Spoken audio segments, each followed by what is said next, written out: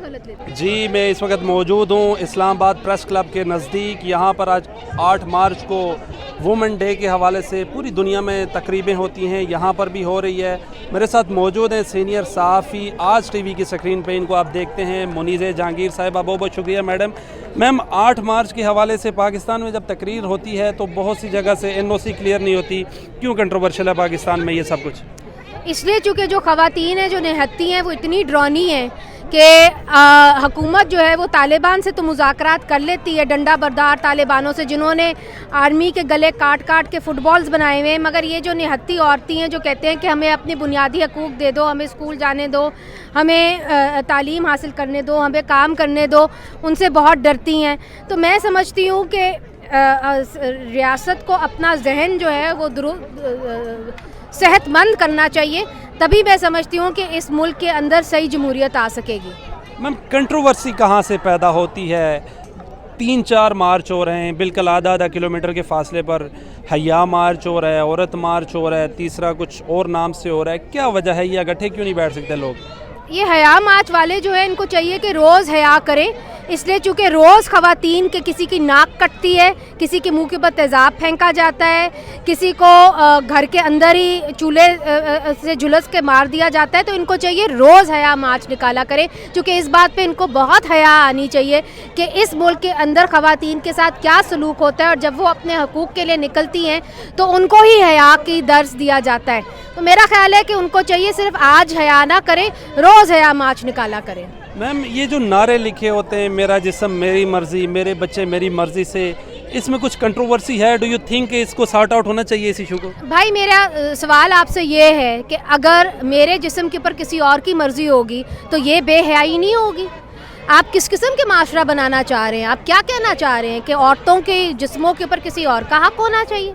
ये कितनी घिनौनी और गंदी बात है, मैं इसको कंडेम करती हूँ। ये वल्गैरिटी है, उरियानी है, और मैं समझती हूँ कि एक खातून को अगर अपनी जिस्म के पर हक नहीं है तो फिर तो उसका बुनियादी हक ही आपने उसे फिर जानवर, और उसमें क्या फ़र्क रह गया? आप खुद सोशल एक्टिविस्ट हैं और आपकी वालदा आसमा जहांगीर साहिबा बड़ी हुकूक की आवाज़ उठाती थी औरतों की। वो जनरल ज़िया का दौर हो, जनरल मुशर्रफ का दौर हो, डिक्टेटर से भी टकराई हैं। तो क्या समझती हैं ये उनके ही रास्ते पर लोग चल रहे हैं?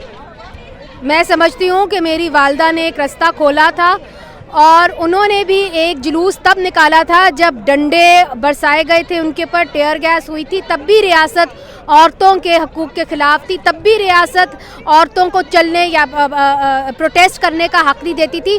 तब वो 1983 के अंदर निकली थी, और उनको जेल की सलाखों के पीछे कम अज़ कम 2 हफ्तों से ज़्यादा रखा भी गया था, और हमें कहा गया था कि इनका हम एग्ज़ाम्पल बनाएंगे, इनकी मिसाल कायम करेंगे। मगर वो अपने जो अज़म थी उस पर कायम रहीं, अपनी जद्दोजहद करती रहीं, और आज इतनी जगह तो कम अज़ कम बन गई है कि रियासत इसको तो मानती है कि ख़वातीन को हकूक़ नहीं मिले, हम शर्मिंदा हैं, और ख़वातीन के हकूक़ के लिए कुछ करना पड़ेगा। कम अज़ कम तमाम बड़ी सियासी जमातें इस बात को आज मानती हैं, और जगह ऐसी बनी है कि ख़वातीन फिर भी आज निकल रही हैं। मगर अभी भी मेरे भाई बहुत लंबी जद्दोजहद है। हम अफ़गानिस्तान नहीं बनना चाहते, खुदारा हम अफ़गानिस्तान नहीं बनना चाहते, हम तरक्की याफ्ता मुल्क बनना चाहते हैं, हम ईरान भी बनना नहीं चाहते।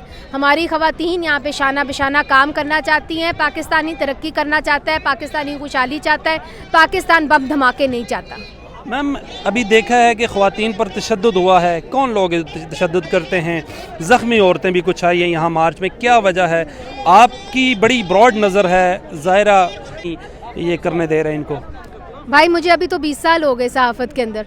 बहरहाल बात यह है कि जो भी जैसा भी हो ख़वातीन के हवाले से, मैं ये समझती हूँ कि दुनिया भर में ख़वातीन के ऊपर जो मुज़ालिम होते हैं, मगर जो रियासतें होती हैं वो ख़वातीन के ऊपर जो जुल्म करता है उसकी अकाउंटेबिलिटी का एक सिस्टम बना देते हैं। मगर हमारे मुल्क में कवानीन तो बने मगर उनका नफाज नहीं हो सका।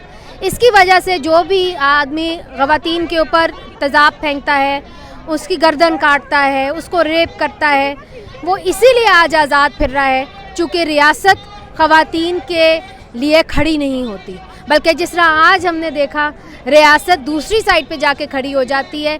इनको आज़ादी नहीं है अपना एहतजाज पूरी तरीके से करने के, मगर जो डंडा उठाते हैं, जो दांत दिखाते हैं रियासत को, ریاست اس کے ساتھ جا کے کھڑی ہو جاتی ہے, اس کے ساتھ جا کے بیٹھ جاتی ہے, اس کے ساتھ اس کے خلاف کھڑی نہیں ہوتی, ڈر جاتی ہے.